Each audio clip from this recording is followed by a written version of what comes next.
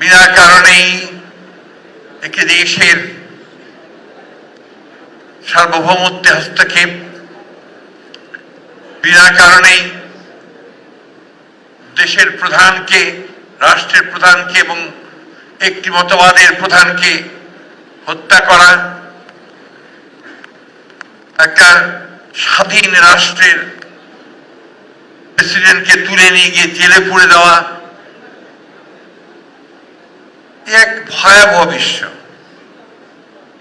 আমরা যারা কিছুটা পুরনো মানুষ, কিছুটা বলবো কেন, পুরনো মানুষই, আমরা বেড়ে উঠেছি গণতান্ত্রিক একটা ব্যবস্থার মধ্যে দিয়ে, চিন্তার মধ্যে দিয়ে।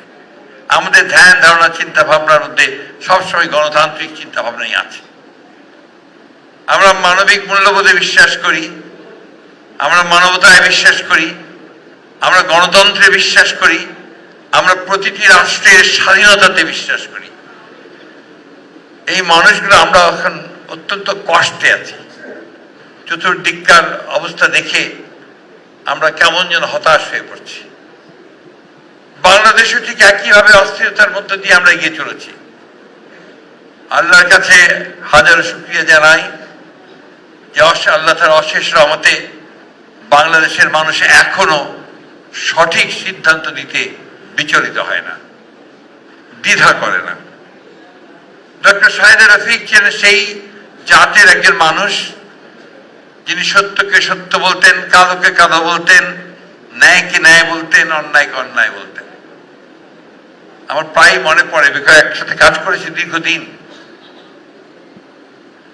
তিনি রাজপথে আমার সঙ্গে হেঁটেছেন, তিনি স্লোগান দিয়েছেন।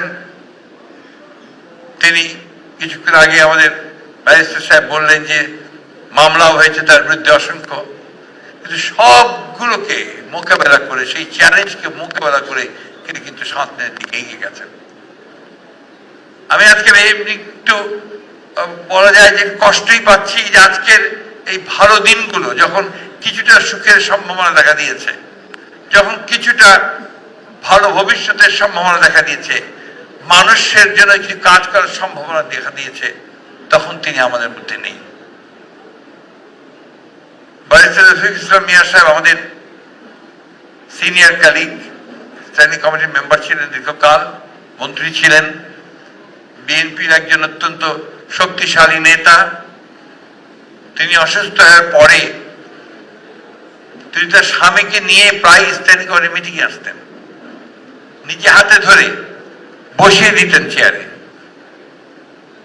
এবং তার যে অদম্য একটা স্পৃহা ছিল যে রাজনীতিতে আমাদের বিজয় অর্জন করতে হবে, আমাদেরকে ফ্যাসিস্ট শক্তিকে পরাজিত করে গণতন্ত্রের পতাকাকে উর্ধে ওঠাতে হবে। দেশনেত্রী বেগম খালেদা জিয়া তার খুব কাছের মানুষ ছিলেন, প্রায় তিনি তাকে ডাকতেন, কথা বলতেন। আমি সেই দিনগুলোর কথা প্রায় মনে করি, এখন আর সেখানে এসে আরো বেশি করে মনে হচ্ছে। আমাদের অনেক পথ পাড়ি দিতে হবে। আমরা বিগত 17-18 বছরে আমাদের সমস্ত প্রতিষ্ঠানগুলোকে ফ্যাসিস্ট শক্তি ধ্বংস করে দিয়ে গেছে। সবচেয়ে বেশি ধ্বংস করেছে শিক্ষা ব্যবস্থাকে। আমার পাশে দুজন ভাইস চ্যান্সেলর আছেন, তারা একমত হবেন যে শিক্ষা ব্যবস্থা সত্যি অর্থেই ভেঙে পড়েছে। এটাকে আবার টেনে উপরে তোলা, প্রতিষ্ঠানগুলোকে গড়ে তোলা, রাষ্ট্রকে সত্যিকার অর্থে একটি জনকল্যাণমূলক রাষ্ট্র গড়ে তোলা, মানুষের অধিকারগুলোকে প্রতিষ্ঠা করা, ন্যায়ের শাসনকে প্রতিষ্ঠা করা, সুশাসন প্রতিষ্ঠা করা, আইনের শাসনকে প্রতিষ্ঠা করা, এই বিষয়গুলোকে সামনে আবার নিয়ে আসতে হবে।